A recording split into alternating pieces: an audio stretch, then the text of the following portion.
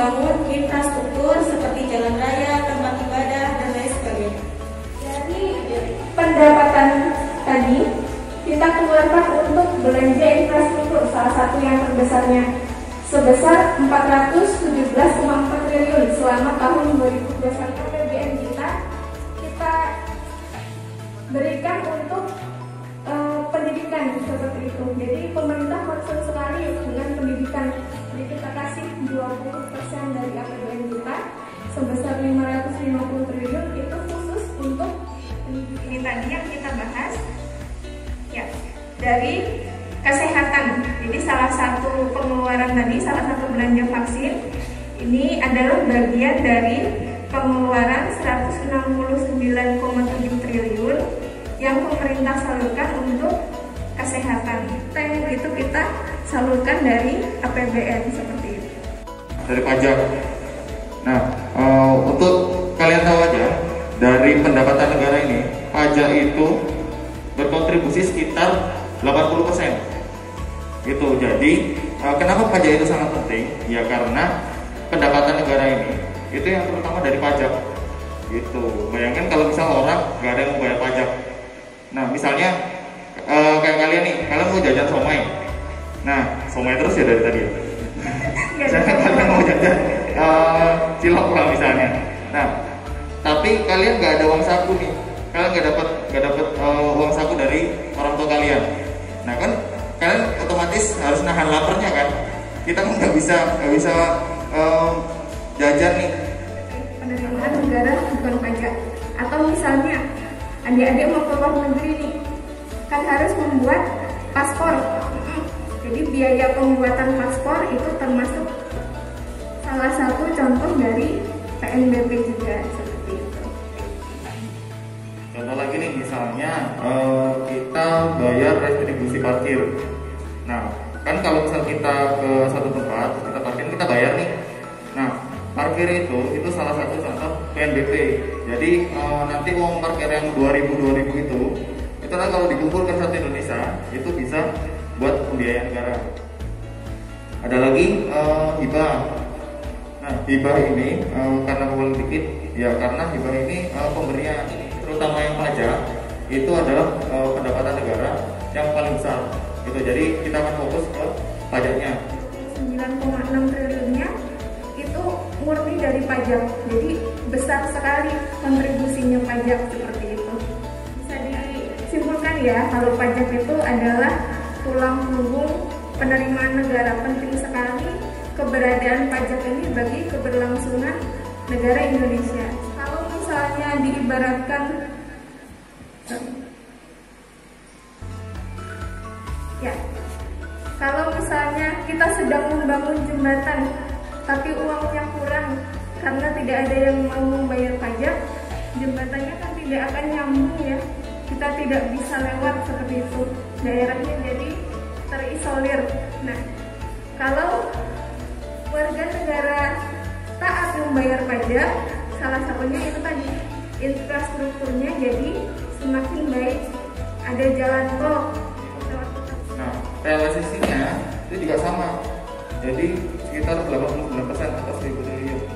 Itu jadi hampir, ya bukan hampir sih, memang faktanya susah untuk mencapai target penerimaan pajak dari tahun ke tahun. Gitu. Jadi yang mengelola penerimaan pajak, yang mengumpulkan penerimaan pajak itu adalah Direktorat Jenderal Pajak. Jadi dari Kementerian Keuangan kita punya dirjen-dirjen lagi.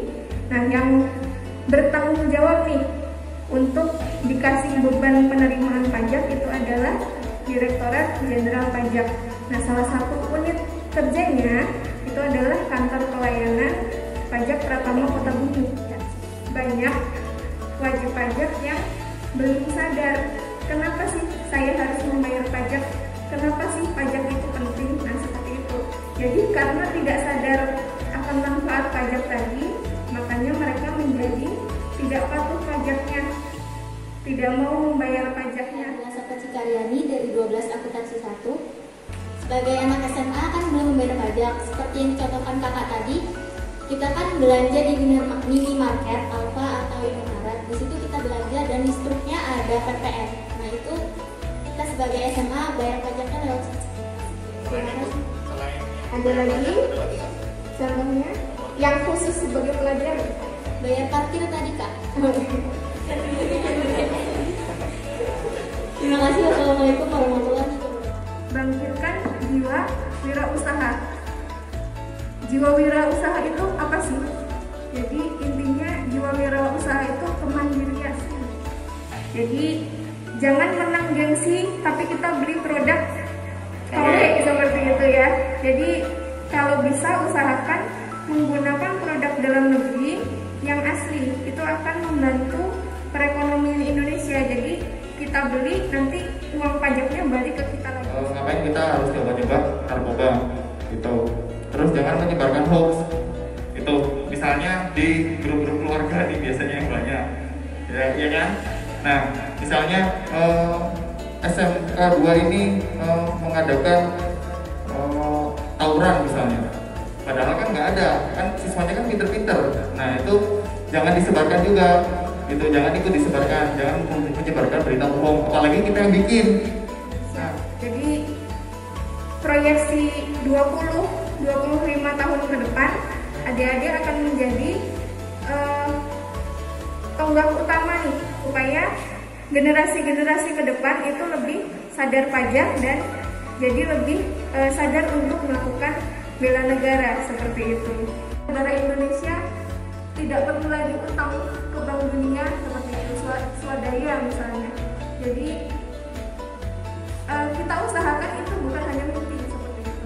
Jadi semoga di generasi adik-adik nanti Indonesia bukan jadi negara berkembang lagi, sudah naik level.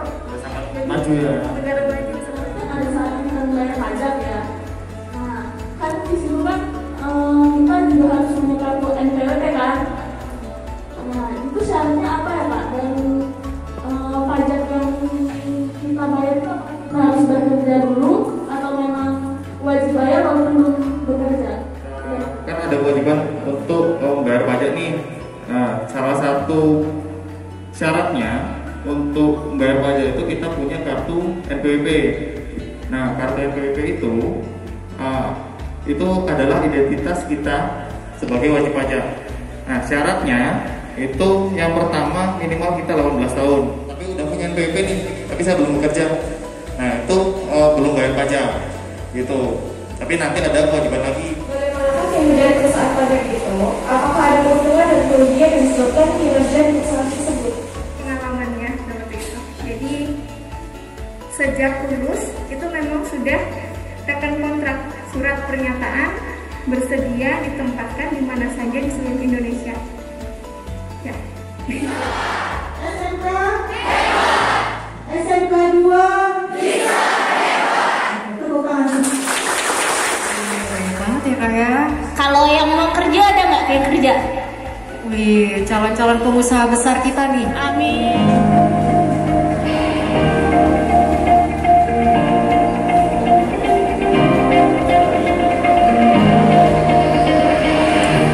Berdiri tahun 1952, Politeknik Keuangan Negara STAN merupakan perguruan tinggi di bawah naungan Kementerian Keuangan Republik Indonesia yang terus bertransformasi untuk membentuk insan abdi masyarakat di bidang pengelolaan keuangan negara.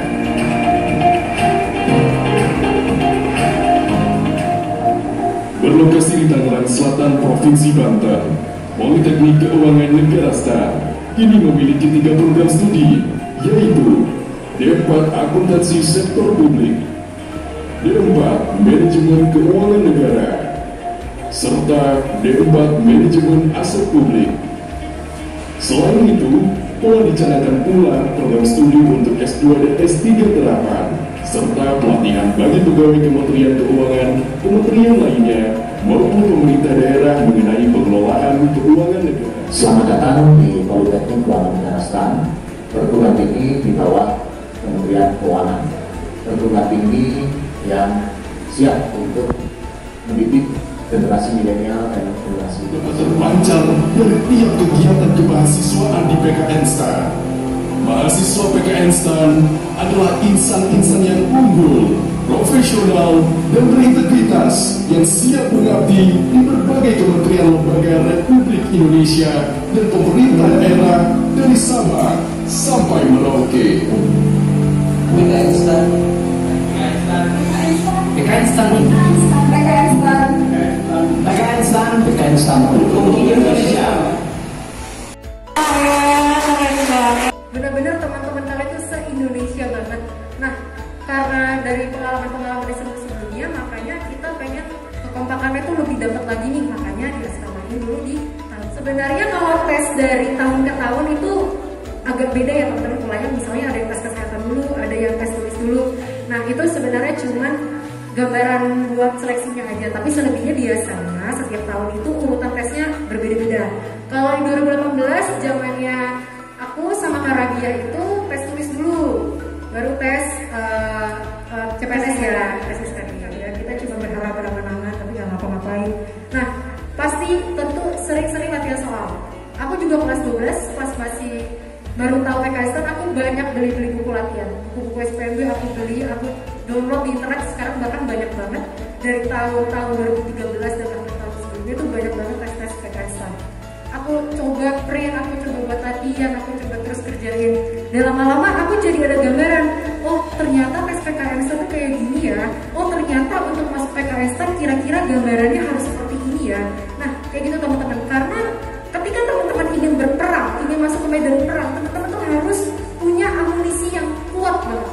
Selain teman-teman harus punya amunisi yang kuat seperti latihan soal, teman-teman juga harus tahu medan perang yang teman-teman mau jalan itu kayak gimana. Habis itu tentunya simulasi ya. Kalau teman-teman nggak simulasi, nggak latihan, teman-teman nggak akan tahu seberapa jauh sih kemampuan teman-teman dan posisi teman-teman tuh ada di mana saat ini di antara pesaing-pesaing teman-teman. Biasanya untuk menakar atau mencari tahu posisi kita itu ada di mana, itu biasanya ada tryout PKN STAN gitu. Oh ada, keren banget ada bandnya Kak. Nah, di PKST juga pasti banyak banget kegiatan-kegiatan eskul yang pastinya teman-teman punya kesempatan untuk menyalurkan hobi, interest, bahkan kemampuan teman-teman ya di luar jalur akademik. Dari kelas 12 aku menuju 3, saya ingin menanyakan tentang selain UTBK masuk PKN STAN itu dilihat dari nilai yang paling juga nggak sih Kak? Terus gimana kalau nilai kita peserta itu apa kita itu bakal diterima di STAN? Kalau tes administrasi, selama nilai teman-teman memenuhi di atas rata-rata dari semester 1 sampai semester 6 ya? Semester 5 tadi. Oh semester 5 ya, semester 5. Selama teman-teman di atas 7 ya kalau tidak salah, itu teman-teman lolos tahap administrasi.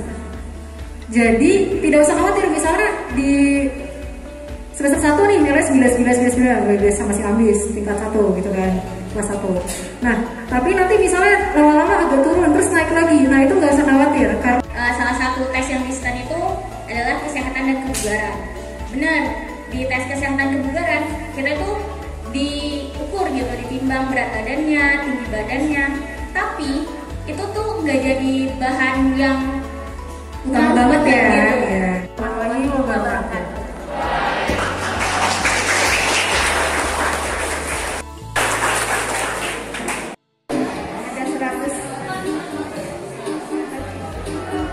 Yang belakang kelihatan kan ya? Kelihatan ya? Oke. Kalau nggak kelihatan, Sebelum itu lagi. oh ranking 3 maksudnya. Ranking 1 siapa nih?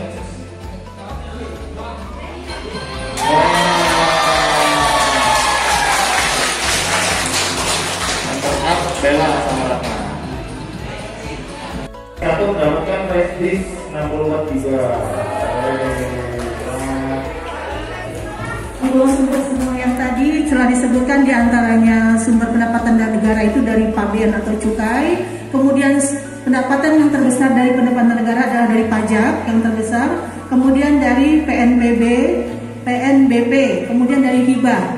Itu adalah sumber-sumber dari pendapatan negara. Kemudian adapun yang kedua yaitu materi tentang belanja negara. Belanja negara itu bisa dilakukan untuk infrastruktur, kemudian untuk pendidikan, untuk kesehatan, maupun untuk instansi keamanan, maupun yang lain. Contohnya tadi ada biaya untuk desa dan lain sebagainya. Dan kemudian pada hari ini juga kita bisa melihat bagaimana sih kalau kita masuk stan, ya. Menarik nggak? Mau nggak masuk stan? Saya sebagai moderator mohon maaf dan terima kasih kepada kakak-kakak dari kantor pelayanan pajak Pratama Kota Bumi atas kesediaannya mengisi waktu di acara seminar pengenalan dunia kerja atau DEP Job and Orientation ini, pengganti dari praktek industri di SMK Negeri 2. Mudah-mudahan di lain waktu kita bisa ketemu lagi dengan materi yang lebih banyak lagi.